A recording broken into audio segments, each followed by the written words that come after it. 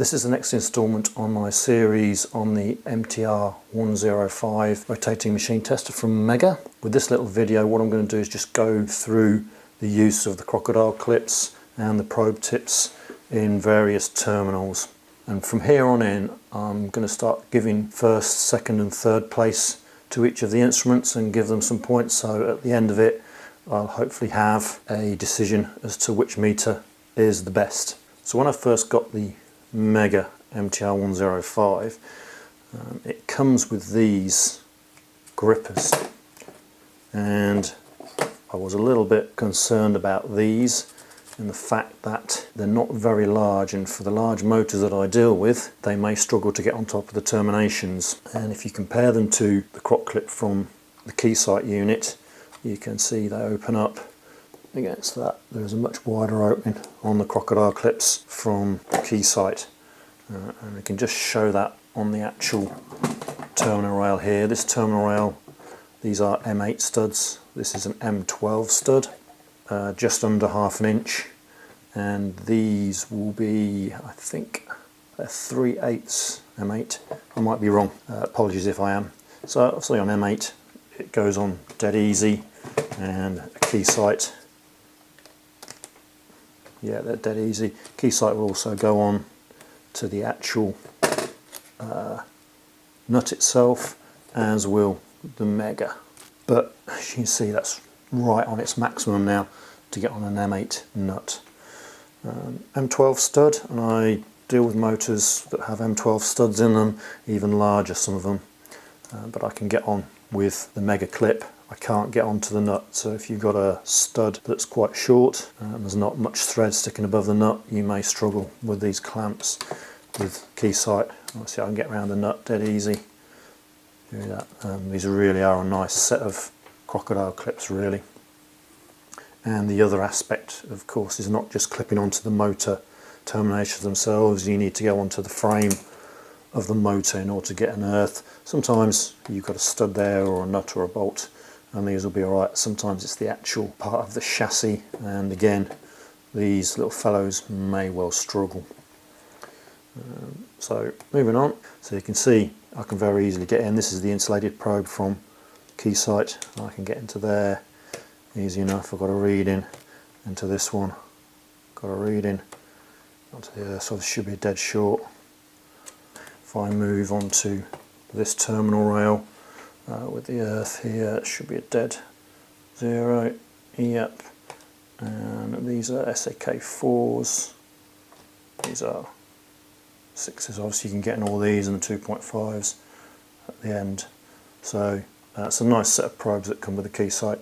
Moving on to the Megger, what I'm actually going to do is just swap the probes over on the Megger to the Keysight, purely and simply because that only reads 999 kilo ohms without going to an insulation test.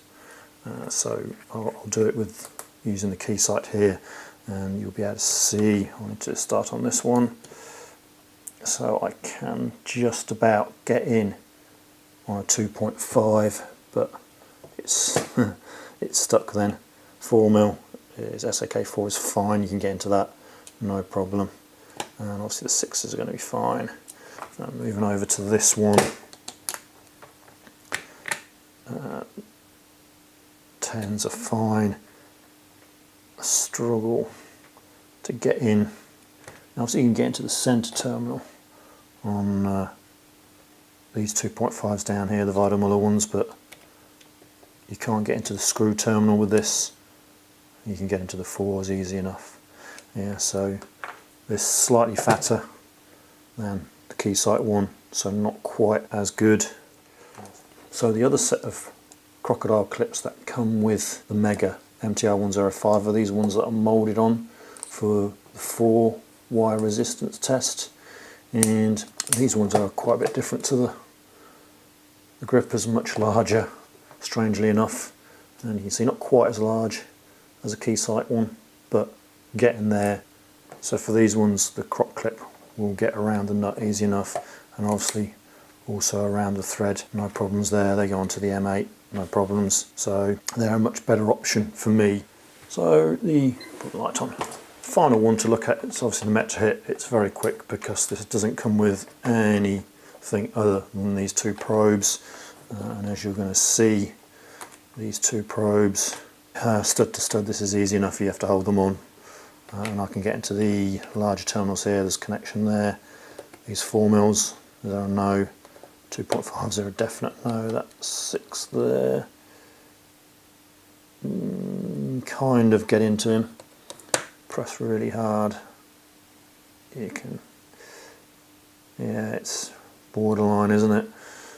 Not brilliant. If I go on to this one here, I can just get in. Again, I'm pressing quite hard, but he does go in. That's fine. 4mm, no.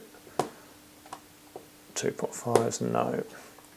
Now, obviously, you can take these off, and then you'll get in down into there easy enough. But you're defeating the GS38 there, which is kind of frowned upon in my country. So yeah, I don't want to do that unless I really have to. And obviously, when you look at something like the Keysight offering, much better. So if you've got a manufacturer producing this kind of probes, I'll take them over the top of these any day. So final element of this is how well everything goes into the case that's provided. Obviously, unfortunately, the Gossen Metrawatt doesn't really take part in this because it doesn't come with any form of case. This is just down to the Megger and Keysight. This is the Megger soft case. The instrument sits in the top half here, and you can fold them down there. The instrument's held in with a loop here, so it will stay in place, and you can open up the connection here, and you can actually get to the connections to actually be able to use the meter whilst it's still in the case. And it's bulging out a little bit at the moment because of all the probes that are in there that tends to push it out. So that's reasonable, you can get to that. This is the storage for all the leads, and what I have been finding whilst using this, everything is kind of stuffed in, so it's kind of a little bit awkward to get stuff out. I've actually been leaving the little black ties on the Lycan around, so I actually left them on. It seems to be a bit easier to put them in and out, but obviously I want to try and get this back in now. It kind of turns into a stuff it in there job, and again, when you want to get something out, I can't just go for, if I just want the 4 terminal leads here, I've got to take out what else is in there as well, and then I can pull these out and get them out with it, shoving them back in. So it gets a little bit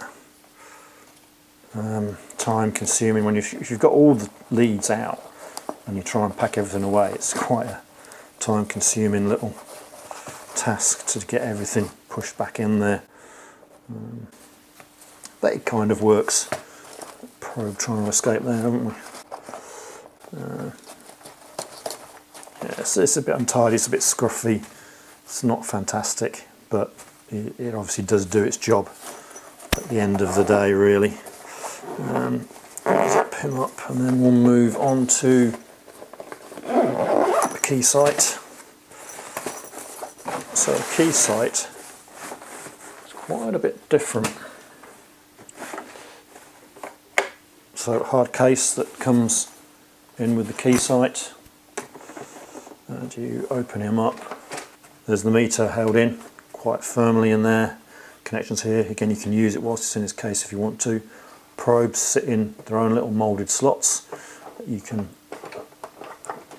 take in and out as you want. And then I've got a couple of compartments here. The little, if you see, yeah, you can just see just there. There's the little Bluetooth unit that sits in its own little moulded slot again. I've got leads in this one. I've got croc clips, and then I've actually these don't come with a meter. They're magnetic probes that I leave in there that are useful for me. And I've got the remote probe and the thermocouples in there. You see, I've got a little bit of space to add extra stuff, whereas with the Megger, not really. So I really like this arrangement that Keysight have come out with. Really quite a nice setup.